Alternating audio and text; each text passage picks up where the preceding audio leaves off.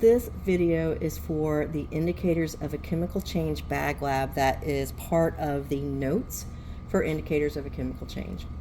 I have in the directions, and make sure you have your worksheet to do this lab activity, it says for me to place 1 scoop of the calcium chloride. So I'm going to put some calcium chloride in. It says to put it into 1 corner, and then we're going to talk about it. It is a white powder.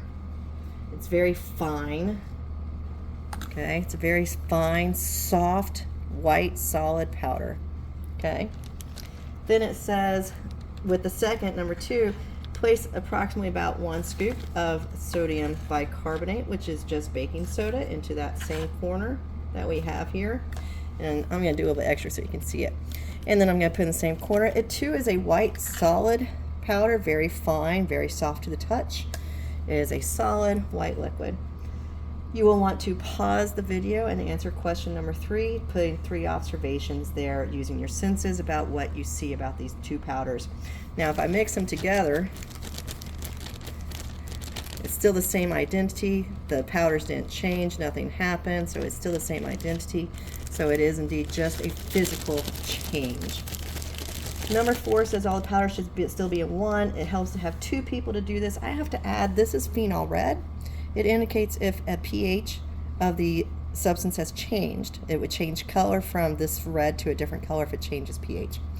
So I need to dump this into the bag, so I'm going to pause the video and I'll come back. Okay, so now I'm back. I have the phenol red. I'm at step 5, step 6. I squeezed all the air out of the bag, so it's very flat right now. I squeezed all the air out. The phenol red is still over here in this side, and then the powder's in the other side. So it's a red liquid. I'm going to put the 2 together, and I'm going to keep my fingers on it and see, because we are looking for indicators of a chemical change. So based on the notes, what indicators if a chemical change happened, okay? So now I'm going to mix them together. I'm going to keep my fingers on it. I can feel it getting very, very hot. I can see that there are bubbles. There was a change in volume really quickly. It went upwards. It's getting really hot. Change in color. I can hear it. It's sizzling. And I keep mixing it in there.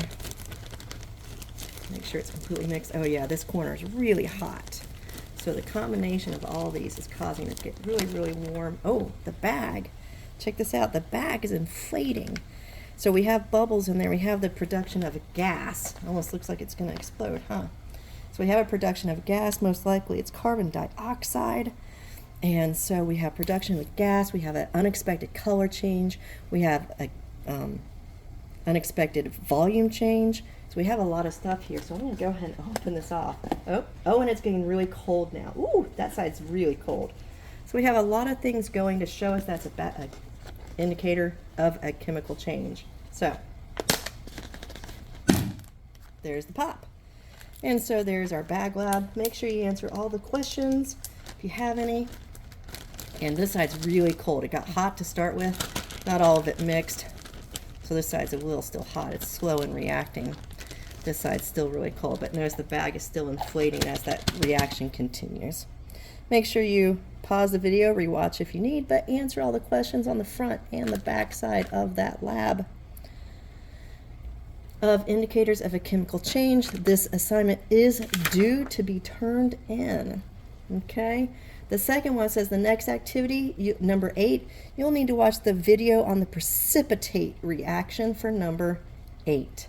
And then make sure you answer number 9. Look, see, my bag is still inflating, so that means a gas is being produced. Really cold over here. I had bubbles, I had sizzling, I had all kinds of stuff going on. It had lots of indicators of a chemical change occurring.